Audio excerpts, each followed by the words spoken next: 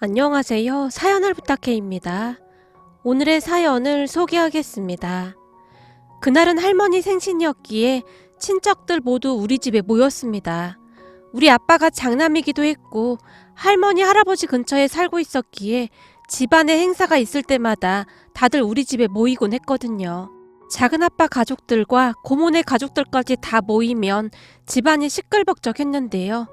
아니나 다를까 문을 열고 들어서자마자 고모가 급히 뛰어오더니 제 옆에 자리를 잡고 앉았어요. 희주야, 너 남자친구 집에 인사 갔다 왔다며? 근데 내가 듣자 하니 완전 깡촌 중에 깡촌이라고 하던데 그 말이 사실이니? 고모의 얼굴에서 희열이 느껴질 정도였는데요. 제가 미처 대답을 하기도 전에 고모가 다시 물었어요. 그리고 완전 답답하고 가부장적인 그런 사람들이라며? 넌 어쩌다 그런 사람들을 만나게 된 거냐?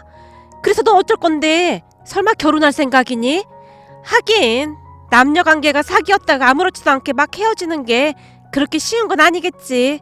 어쩌겠니? 네 팔자가 그냥 그런가 보다 해야지. 넌 뭐가 신난다고 그렇게 호들갑이야? 그리고 우리 희주가 얼마나 야물딱진데 알아서 잘할 테니까 넌 신경 꺼. 엄마, 무슨 말을 그렇게 해. 나도 걱정되니까 그런 거 아니야. 네가 퍽 또 걱정돼서 그러겠다.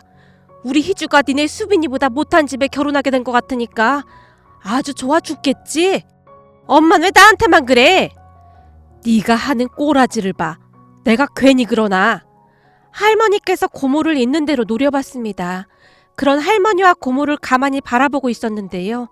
그나마 심란하던 제 마음이 더욱 심란해질 수밖에 없었습니다. 사실 저는 결혼을 약속했던 남자친구가 있었어요. 남친은 직업도 괜찮았고 성격도 좋았기에 우리 부모님뿐만 아니라 할머니 할아버지도 엄청 마음에 들어 하셨어요. 그렇게 결혼 이야기가 나오기 시작하던 어느 날 처음으로 남친 집에 인사를 갔습니다. 남친 본가가 지방에 있는 작은 시골 마을이라는 것을 얼핏 들어 알고는 있었지만 생각했던 것보다 훨씬 외진 그런 곳에 있었어요. 저는 서울에서 태어나서 쭉 살아왔었기에 그런 시골 마을은 처음이었는데요. 하물며 마을이라고 하기에는 주변에 집도 별로 없었고 뒤에는 큰 산까지 떡하니 자리 잡고 있는 모습이 제 눈에는 너무나 낯선 풍경이었거든요.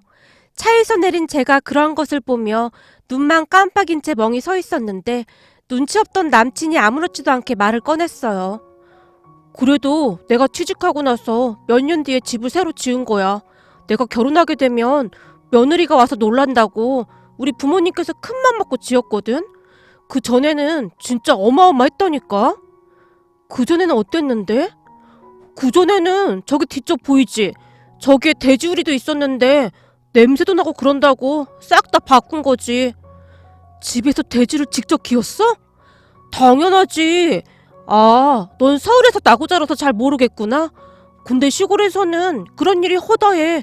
나 어릴 때는 소도 키웠었는걸? 뭐? 소를 키웠어? 순간 제 눈동자가 심하게 떨리고 있었지만 제 마음을 알 리 없던 남친이 제 팔을 잡아 끌었어요. 자, 얼른 들어가자. 엄마, 우리 왔어. 남친이 집을 향해 큰 소리로 외쳤어요. 왔니? 오느라 고생했다. 왔어요. 오느라 고생했어요. 남친 엄마가 제 손에 들려있던 것들을 받아들고는 활짝 웃었어요. 그 뒤에는 남친 아버지와 여동생이 서 있었는데요. 남친 아버지는 제 모습을 뚫어지라 바라보고 있었고 여동생은 수줍은 듯 고개 숙여 인사를 하고 있었어요. 그렇게 다 같이 집 안으로 들어갔는데요. 집안은 제가 생각했던 것보다 훨씬 깨끗해 보였습니다. 오느라 힘들었죠? 아닙니다. 경치 구경하느라 힘든 줄도 몰랐습니다. 제가 애써 밝은 표정으로 말했어요. 그 순간 아무 말 없이 제 눈을 뚫어지라 바라보던 남친 아버지가 물었어요. 내가 듣기로는 서울에서 나고 자랐다는데 이런 곳으로 시집 오는 거 괜찮겠어요? 여보, 1년에 여기 몇 번이나 내려온다고 그런 걸 물어. 그래도 그런 게 아니지. 여자가 시집을 오면 출가 외인이 되는 건데 그런 걸 잘 지켜야 한다 그 말이야. 본디 집안에는 여자가 잘 들어와야 별탈이 없는 거야. 내가 주변을 봐도 여자 잘못 들어와서 풍비박산난 집안이 한둘이 아니야. 그렇게 남친 아버지의 일장연설이 시작되었는데요. 아버지, 그렇게 했다간 요즘 며느리들 다 도망갈걸? 그래도 사람이 도리는 지켜야 하는 거지. 우리가 농사 짓는데 농번기 때는 내려와서 일손도 돕고 해야 하는 게 이치에 맞는 거 아니겠어요? 안 그래요? 네? 그게 저는 농사일을 한 번도 해본 적이 없는데 어쩌죠? 제 입에서 그 말이 툭 하고 튀어나왔는데요. 아마도 너무나 당황한 나머지 그랬던 것 같습니다. 날 때부터 농사일을 잘하는 사람이 어디 있겠어요? 차차 배우면서 하는 거지. 아빠, 그만 좀 해. 새언니가 농사일을 어떻게 해? 아니, 말이 그렇다는 거지. 그래도 결혼하면 출가 외인인데. 그 뒤에도 남친 아버지가 일장 연설을 늘어놓으셨지만 가족들 모두 상관도 하지 않는 듯해 보였어요. 하지만 그날 제 충격은 이만저만이 아니었는데요. 그렇잖아요. 이 문화적인 차이가 절대 무시할 수 없는 부분이더라고요. 결국 그날 집에 돌아온 제가 이불까지 뒤집어 쓰고 울고불고 난리를 친 건 말할 것도 없었고요. 그렇게 저는 부모님과 할머니, 할아버지께 사실대로 말을 하게 되었고 제 말을 들은 가족들의 근심도 깊어져만 갔습니다. 그런데 그러한 사실을 들었던 고모가 신이 난 채 뛰어들어왔던 거였고요. 사실 고모한테도 딸이 하나 있었는데 사촌언니 수빈언니였어요. 사촌언니와 저는 항상 비교의 대상이 되곤 했는데요. 아무래도 제가 사촌언니보다 공부를 잘해서 좋은 대학을 졸업하고 좋은 회사에 입사를 했기에 고모에게 있어 저는 눈에 가시나 다름없는 그런 존재였거든요. 저는 아무것도 한 게 없는데 아무래도 친척들 입에 제 이름이 오르내리는 일이 많다 보니 사촌언니와 고모가 스트레스를 많이 받았던 모양이었어요. 그러니까 한마디로 매사 비교를 당해야만 했던 사촌언니는 시간이 가면 갈수록 제가 미워지지 않았나 싶습니다. 고모 또한 시험만 끝나면 우리 엄마에게 제 성적을 물어보곤 했으니까요. 그러다 보니 제 결혼에 대해서 다들 관심이 많을 수밖에 없었는데요. 제가 깡촌으로 시집을 간다는 말을 들은 고모가 호들갑까지 떨며 좋아할 수밖에요. 그날 고모의 표정은 그 어느 때보다 밝아 보였고 행복해 보이기까지 했습니다. 아니 어쩌다 그런 총구석에 사는 남자를 고른 거니? 너 정도면 서울에 사는 부잣집 도련님이랑 결혼할 줄 알았는데 이래서 사람 인생 모르는 거라니까. 희주 네가 그리 될 줄 누가 알았겠니? 아니 보자 하니까 넌 무슨 말을 그렇게 해. 시골이 뭐가 어때서. 사람들만 괜찮으면 그만이지. 엄마 이게 그렇지가 않거든. 가만 보면 촌사람들이 더 깐깐하고 대화도 안 되고 엄청 힘들게 한다잖아. 내가 들어보니 농번기 때 와서 농사일도 도우라고 했다며? 거기다 요즘 세상에 출가외인이 뭐야 출가외인이. 지금이 조선시대도 아니고 시부모가 그런 사고방식을 가지고 있는데 말 다 한 거지.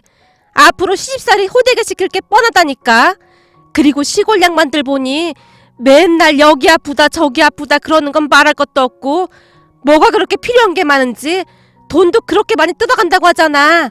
그냥 앞날이 훤히 보인다 보여. 고모가 고개를 절레절레 흔들고 있었어요. 아직 결혼한 것도 아니고 네가 왜 참견을 해. 네 오빠랑 올케 언니가 알아서 하니까 넌 신경 붙들어매. 내가 그냥 그러는 게 아니잖아. 그래도 조카인데 걱정돼서 그러는 거지. 얼씨구 네가 참도 걱정돼서 그러겠다. 그렇다니까. 생각해봐. 우리 수빈이가 사귀는 남자는 때깔나는 서울 사람이고 시부모 될 사람들도 아주 젠틀하단 말이야. 근데 그런 촌구석에 사는 사람들이 대화나 통하겠어? 내가 보기엔 희주 앞날이 아주 깜깜하다 못해 암흑이야. 고모가 걱정스럽다는 말만 할 뿐 목소리는 오히려 활기차 보일 정도였어요. 쓸데없는 소리 하지 말고 조용히 있어. 그렇잖아도 네 올케 언니랑 오빠가 지금 엄청 신나네 하는데 계속 입 나불댈 거면 당장 네 집에 가. 가만 보면 엄마는 나만 미워하는 것 같아. 네가 하는 짓을 좀 봐봐. 안 그렇게 생겼나? 할머니와 고모가 한동안 실갱이를 벌이고 있었는데요. 그 사이 사촌 수빈 언니가 제게 넌지시 말을 꺼냈어요. 넌 왜 그런 촌사람하고 결혼하려고 하는 거야? 그게 무슨 말이야. 사랑하니까 결혼한다는 거지. 너 그거 진짜 웃긴 생각인 게 결혼하고 나서 3달이면 콩깍지 벗겨지거든? 그럼 그때부터 지옥문이 열리는 거야. 하긴 네가 그런 깡촌 출신 남자랑 결혼해주면 나야 좋지만. 언니한테 좋다니 그건 또 무슨 말이야? 있잖아. 평생을 네 그림자 뒤에 숨어 살았는데 이제부터 너랑 나랑 입장이 바뀌게 되는 거잖아. 비록 네 남친이 네 남친보다 직업은 별로지만 예비 시부모 되실 분들은 그렇게 막무가내는 아니거든. 하긴 시골 사람들하고 서울 사람들하고 어떻게 똑같겠냐. 맞다. 근데 말이야. 너 그 집 내려가면 매일 한복 입고 문안 인사 드려야 하는 거 아니냐? 그 집이 엄청 가부장적인 그런 집안이라며. 거기다 네 남친 손 하나 까딱 안 하고 물 떠와라 밥상 차려라 그러는 거 아니야? 너 진짜 어떻게 하려고 그러냐? 네 남친 여동생 나이도 어리다면서 완전 걸리는 게 한두 개가 아니네. 생각만 해도 끔찍하다 끔찍해.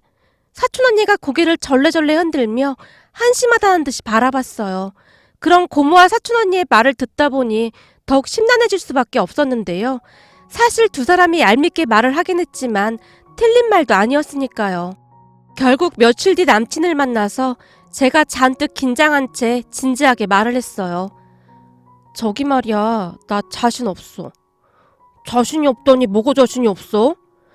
그때 자기네 집 인사 갔을 때 나보고 농사일도 도와야 하고 며느리는 출가 외인이라는 둥 그러시는데 나 그런 거 절대 못해.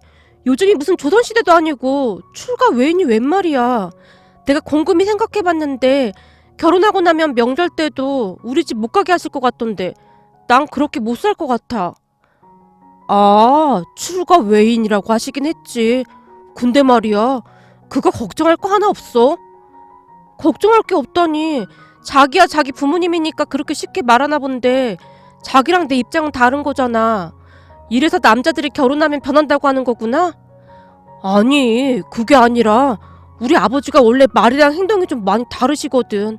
그니까 신경 안 써도 돼. 그리고 만약 그러면 내가 다 막아줄게. 그건 내가 약속할게. 그동안 나 봐와서 잘 알잖아. 나 거짓말 절대 안 하는 거.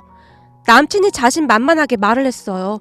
그런 남친을 보면 어찌해야 하나 고민될 수밖에 없었는데요. 정말이지 남친만 놓고 보면 뭐 하나 빠지는 게 없는 너무나 좋은 사람이었으니까요. 결국 저는 남친을 포기하지 못한 채 한번 믿어보기로 했습니다. 그렇게 시간이 흘러 상견례 날이 가까워졌습니다. 남친 본가가 워낙 시골 마을에 있어서 상견례 장소가 걱정이 될 수밖에 없었는데요. 그런 제 걱정과는 다르게 남친이 아무렇지도 않게 상견례를 서울에서 한다고 했어요. 장소도 남친이 잘 알아봐서 정했다고 했고요. 그런데 남친 부모님과 여동생이 상견례 전날 미리 올라왔기에 죄송한 마음에 먼저 인사를 드리게 되었는데요. 우리가 사는 곳에서 상견례를 해야 함이 마땅하나? 너도 알다시피 우리 집이 워낙 멀잖니. 그래서 우리가 특별히 배려해서 이렇게 올라왔다. 그러니 그렇게 알고 있어라. 아유, 뭔 말이 그렇게 많아.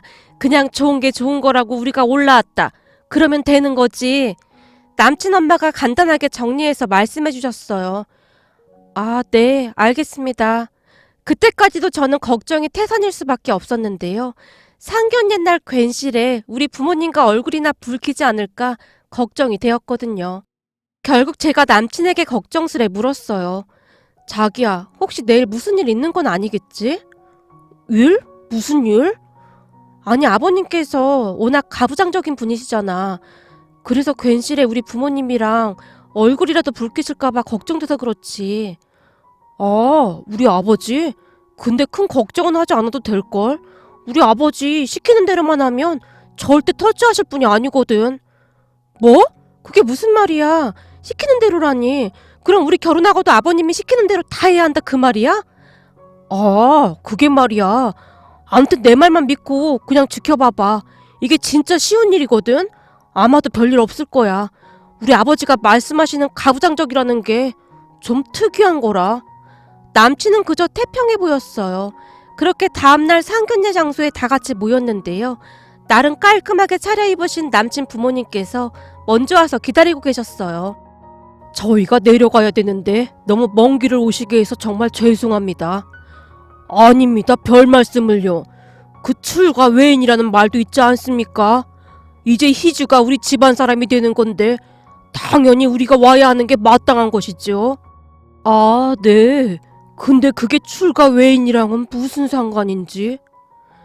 저게 그래서 말인데요. 혼수를 받아야 마땅하나? 희주가 출가 외인이 돼서 우리 집안 사람이 되는 건데 그런 건 받아서 뭐 하겠습니까? 다 생략하고 싶은데 사돈들은 어떻게 생각하십니까? 예? 그렇게 생각해 주시면 저희야 감사하겠지만 그래도 조금은 해야 하지 않겠습니까? 아닙니다. 그거 다 돈 낭비 아니겠습니까? 그냥 간단하게 진행하시죠. 아참, 니들 집은 어떻게 할지 말씀드렸냐? 남친 아버지가 남친에게 물었어요. 아니요, 아직 말씀 못 드렸어요. 저기 여자는 결혼하면 출가 외인인데 집은 남자가 준비하는 게 당연한 이치 아니겠습니까? 그래서 저희가 아파트 하나 장만해 줄 생각입니다. 예? 집을요? 집이 한두 푼 하는 것도 아니고 그냥 전세로 시작하면 좋을 것 같습니다. 그동안 우리 희주가 모은 돈도 있고 저희도 조금 보태줄 수도 있을 것 같고요. 아이고, 무슨 그런 말씀을요. 여자는 출가 외인인데 집은 당연히 남자 쪽에서 하는 게 맞는 거지요. 그리고 희주 너는 그동안 모아놓은 돈 부모님께 드리고 오거라. 네? 부모님께요? 그게 당연한 거 아니겠냐? 이제는 우리 집안 사람이 되는 것이니 그동안 널 낳아주시고 이만큼 키워주신 부모님께 큰절 올리고 돈 다 드리고 오거라. 알겠냐? 아, 저희는 그냥 둘이 모은 돈으로 전셋집 알아보겠습니다. 두 번 말하게 하지 말거라. 자식은 부모에게 항상 효를 다해야 하는 거야. 그러니 부모님께 꼭 큰절 올리고 그대로 드리거라. 아, 네, 알겠습니다. 꼭 큰절도 드려야 한다. 남친 아버지가 다시 한번 강조해서 말씀하셨고 저도 모르게 대답을 하고 말았는데요. 그 순간 우리 부모님과 잠깐 눈이 마주쳤는데 우리 부모님께서 간신히 웃음을 참고 계신 듯 보였어요. 이게 말이죠. 그날 남친 아버지가 출가 외인이라는 말을 몇 번이나 사용했는지 기억도 나지 않지만 참 이상하게도 기분이 나쁘거나 하진 않았던 것 같습니다. 분명히 가부장적인 분은 맞는 것 같은데 뭔가가 좀 이상한 알 수 없는 그런 느낌이었어요. 그 뒤에도 남친 아버지는 출가 외인이라는 말을 계속해서 사용했는데요. 결혼하게 되면 장손이기 때문에 제사도 잘 챙겨야 하고 이래저래 챙길 게 참 많습니다. 그리고 결혼하고 나서 시부모 첫 생일상도 며느리가 직접 차려줘야 마땅한 거 아니겠습니까? 라며 남친 아버지가 참 많은 말을 했었지만 이상하리만큼 부모님이 차분해 보일 정도였어요. 그 모습이 참 신기할 수밖에 없었는데요. 상견례를 하기 전날 할머니와 아빠가 심각하게 말씀하시기를 영 마음에 안 들면 아범 네가 확 뒤집어 엎고 나와버려. 알겠냐? 그런 집에 우리 희주 절대 못 보낸다. 걱정 마세요 어머니. 이상한 소리 하면 아주 그냥 다 뒤집어 엎어버리고 나와버릴게요. 그랬던 아빠는 남친 아버지 말에 고개만 끄덕이고 있을 뿐이었습니다. 그렇게 상견례를 끝내고 집에 들어서자마자 집안에서 기다리고 계시던 할머니 할아버지와 고모가 침까지 꼴깍 삼키며 우리 눈치를 보고 있었는데요. 그런 할머니 할아버지 마음을 아는지 모르는지 갑자기 엄마가 배까지 움켜잡은 채 웃기 시작했어요. 애미야, 너 왜 이러는 거냐? 아무래도 네가 충격을 이만저만 받은 게 아닌 모양이구나. 일을 어째 그래? 그래도 어쩌겠니? 이혼보다 파혼이 낫다고? 그냥 좋게 생각하자꾸나. 세상에나 언니, 진짜 최악이었나 봐요. 그래서 내가 뭘 했어요.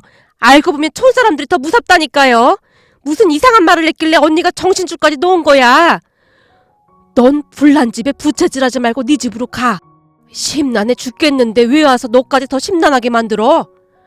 알았어. 조용히 하고 있으면 될 거 아냐. 고모가 입을 삐죽거리며 곁눈질로 엄마의 상태를 살펴보고 있었어요. 하지만 엄마는 눈물까지 찔끔 흘리며 웃고 있었고요. 애비야, 이게 무슨 일이니 그래?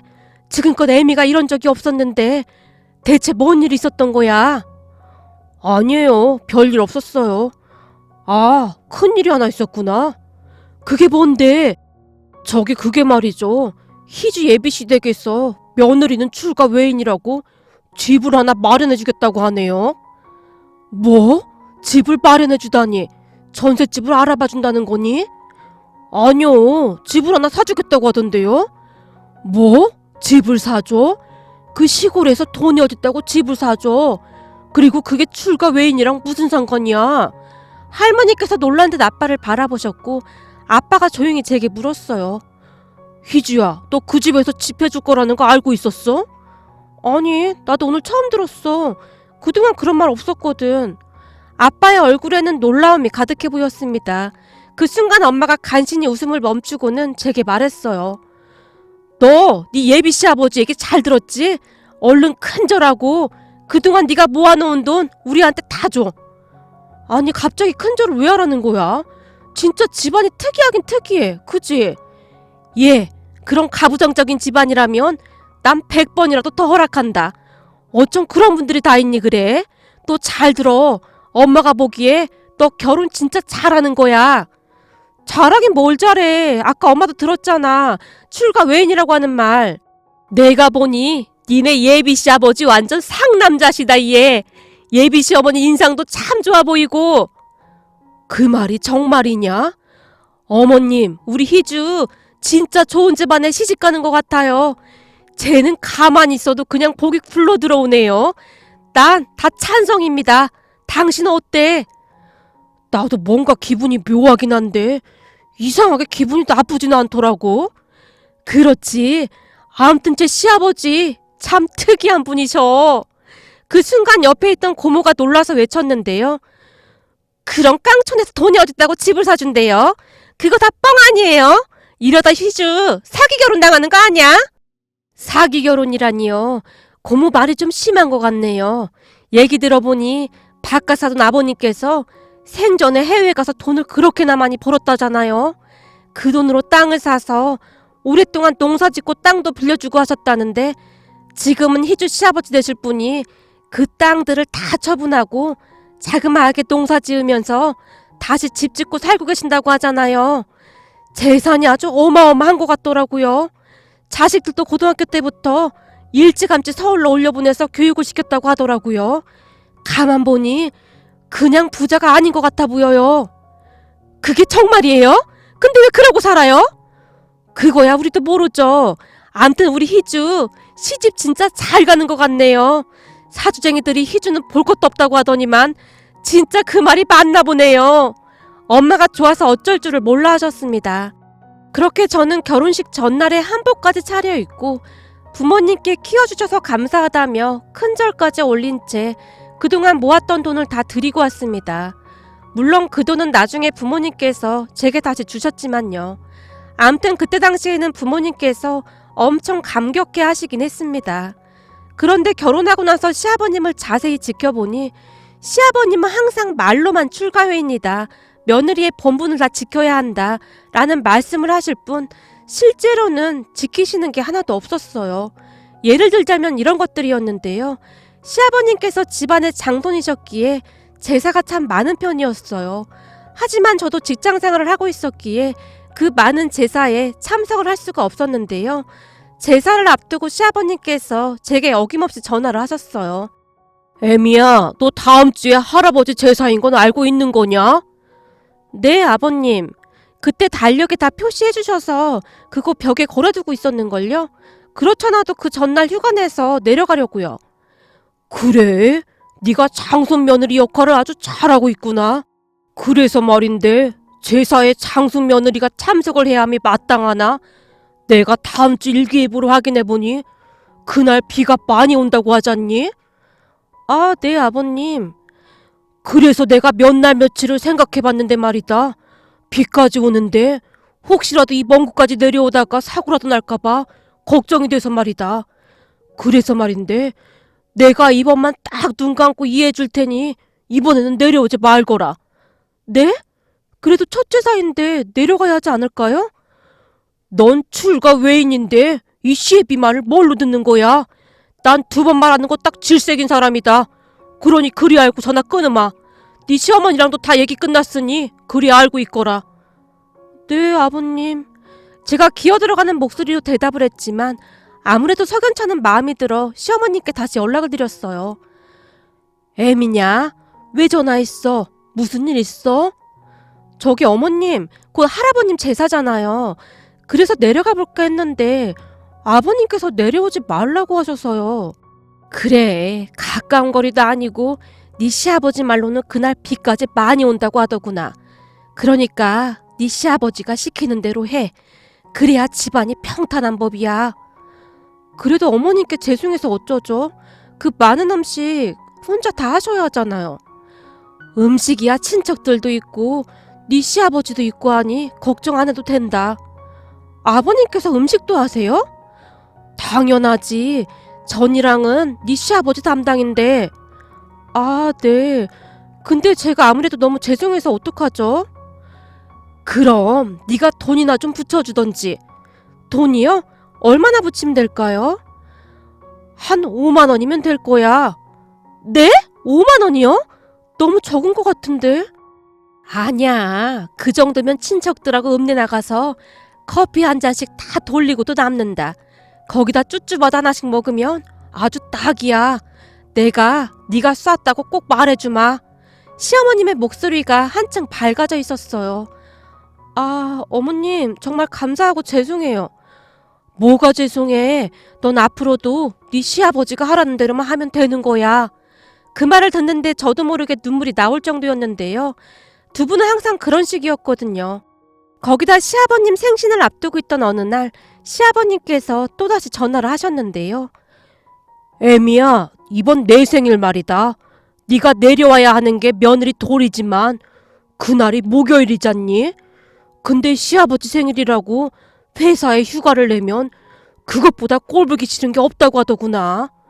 괜히 그것 때문에 내가 네 회사 사람들한테 시골 노인네라고 손가락질 당할 수는 없지 않겠냐? 이 사내대장부가 절대 그럴 순 없지. 그래서 말인데 이번 내 생일은 네 시어머니랑 둘이 지낼 테니 굳이 내려오지 말거라. 네? 아니에요 아버님. 회사에 한 달 전부터 말해놔서 괜찮아요. 내가 출가 외인이라고 몇 번을 말했냐? 넌 그냥 내가 시키는 대로만 하라고. 그래도 어떻게 그래요? 우리 결혼하고 아버님 첫 생신이신데요. 정 그렇게 미안하면 돈이나 좀 붙이던지. 아, 그럼 제가 얼마나 보내드리면 될까요?